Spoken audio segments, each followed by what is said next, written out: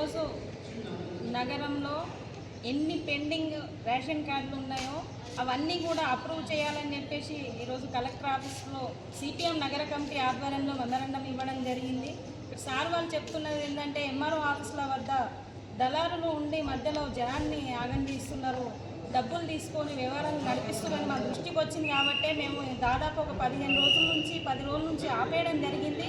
ఈ రోజు నుంచి వర్క్ నడుస్తుంది, ఖచ్చితంగా అప్రూవ్ చేస్తారు అని చెప్తున్నారు. ఎవరు ఎంత ఒత్తిడి చేసినా కూడా దాదాపు ఒక రోజుకి 1000 రేషన్ కార్డుల కంటే ఎక్కువ అప్రూవ్ చేయలేమని చెప్పేసి చెప్తా ఉన్నారు. కాబట్టి దీన్ని దృష్టిలో పెట్టుకొని జనం ఎక్కడ కూడా కంగారు పడకుండా ఆందోళన చెందాలని అవసరం లేదు.